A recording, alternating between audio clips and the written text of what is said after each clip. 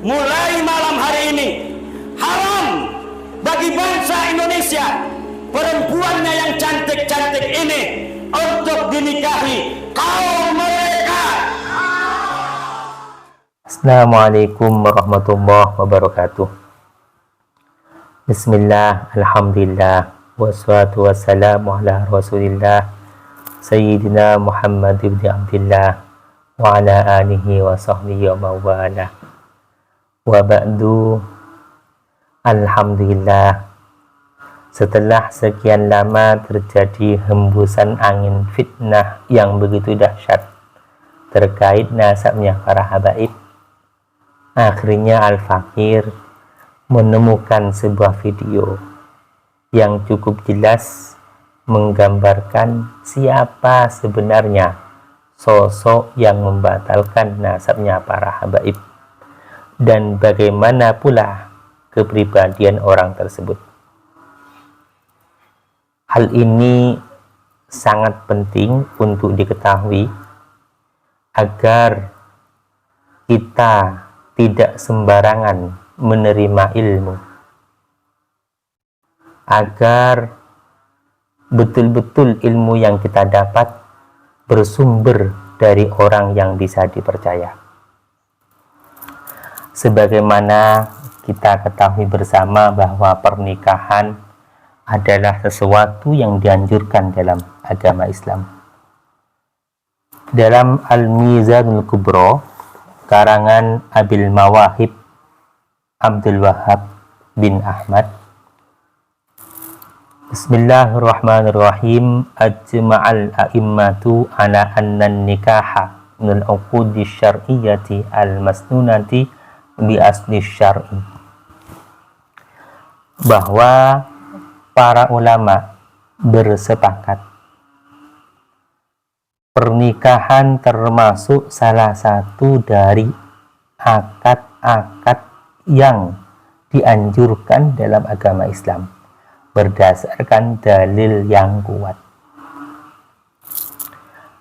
Lantas apa hukum halalnya nikah berubah menjadi haram hanya karena faktor rasis?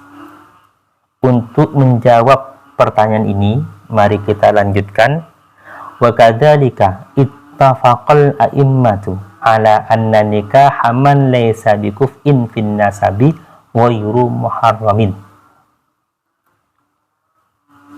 Ulama sepakat bahwa sesungguhnya halalnya nikah tidak berubah menjadi haram karena faktor rasis.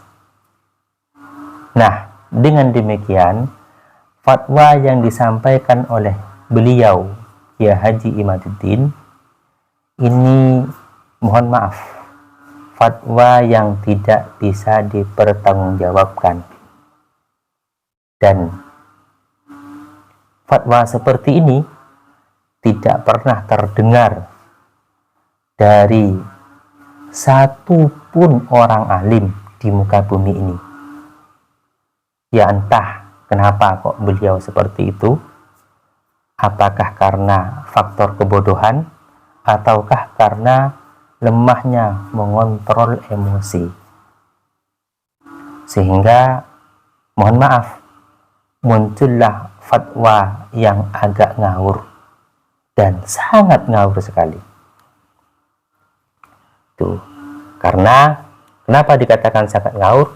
Karena fatwa tersebut bertentangan dengan ijma ulama, kesepakatan ulama. Lantas orang yang berkata ngawur, suka berbicara tanpa dasar ilmu, apakah termasuk orang yang layak dipercaya dalam menyampaikan sebuah keilmuan? Untuk menjawab hal ini, mari kita merujuk pada kitab Sahih Muslim ini Bisyarhin Nawawi halaman 80. Haddatsana Abu Ja'far Muhammad ibn Sabbah haddatsana Ismail bin Zakaria an Asimil Ahwal an ibn Sirin qala lam yakunu yas'aluna 'anil isnadi falamma waqa'atil fitnah qalu sammu lana rijalakum fayanzuru ila ahli sunnati fayukhadhu hadithuhum wa yanzuru ila ahli bid'ah fala yukhadhu hadithuhum. Abu Ja'far Muhammad bin Sabbah menceritakan dari Ismail dari Zakaria dari Asam al-Ahwal dari Ibni Sirin, bahwa Ibnu Sirin berkata, dulu mula-mulanya para ulama tidak pernah bertanya tentang rawi-rawi atau orang-orang yang menceritakan hadis dari Rasulullah sampai pada orang terakhir yang menyampaikan hadis tersebut. Jadi ketika ada hadis langsung diterima begitu saja, tidak dibahas hadis itu datangnya dari rawi siapa sampai pada Rasulullah. Tidak ada pertanyaan seperti itu. Falamma waqa'atil fitnah qalu sammu lana rijalakum fayanzuru ila ahli sunnati fayukhadhu hadithuhum. Namun ketika terjadi hembusan angin fitnah, bertebarnya kebohongan, maka para ulama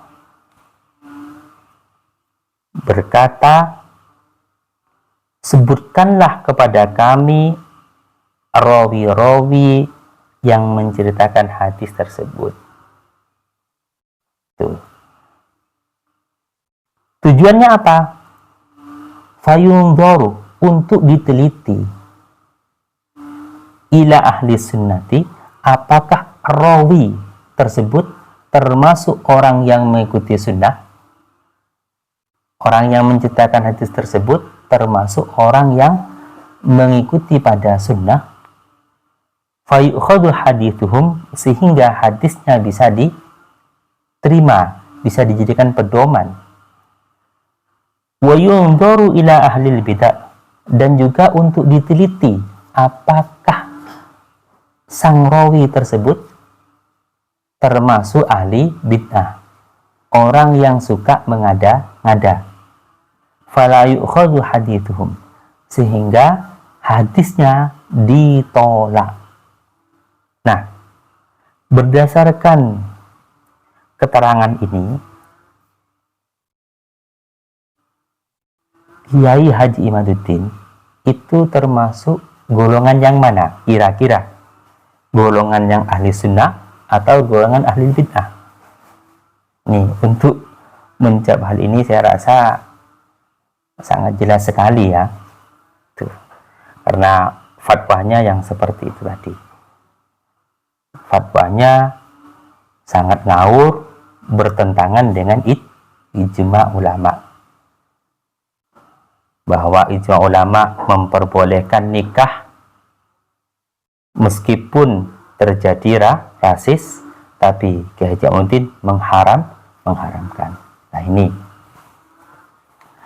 dengan demikian saya rasa Kiai Haji Imaduddin ini tidak termasuk orang yang layak untuk dipercaya keilmuannya, apalagi dalam hal membatalkan nasabnya para habaib. Lagi-lagi ini bertentangan dengan ijma. Saya sebutkan di antara beberapa ulama yang telah menetapkan mengisbat pada nasabnya para habaib. Ini adalah nasabah, bukan sekedar ulama, tapi nasabah, ulama yang pakar pakar di bidang ilmu nasab. Yang pertama, ulama yang ada di kurun ketiga, di abad ketiga, yaitu Mus'ab bin Zubair. Ini sezaman dengan Ahmad bin Isa. Tuh. Kemudian juga ulama yang ada di abad keempat, yaitu Al-Imam Bukhari. Ulama yang ada di abad kelima, yaitu Al-Umari. Terus juga tambah pada kurun ke-6, ke-7, yaitu Al-Janadi. Mohon maaf, kurun ke-7, ke-8, Al-Janadi, An-Nakhai. Kemudian juga kurun ke-9, ke-10, As-Sakhawi. Terus juga ada Ibnu Hajar Al-Haytami. Dan banyak ulama-ulama lain yang sepakat tentang keabsahan nasabnya para habaib. Kita tahu Rasulullah bersabda, la tajtami ummati ala dhalalah, bahwa umatku tidak akan bersepakat atas kesesatan. Ulama-ulama umat Nabi Muhammad dijamin oleh Allah Subhanahu wa taala mereka tidak akan kompak dalam kesesatan. Tidak mungkin mereka itu tidak ingkar pada pemalsuan nasab, karena kita tahu orang yang memalsu pada nasab dilaknat oleh Allah Subhanahu wa taala, dilaknat oleh para malaikat, dan dilaknat oleh para manusia. Dan pemalsu nasab tergolong dosa besar. Nah, sekali lagi, ulama dari kurun ke kurun, dari abad ke abad, itu semuanya justru bersepakat dengan keabsahan nasab Bani Alawi. Akhirnya, Assalamualaikum warahmatullahi wabarakatuh.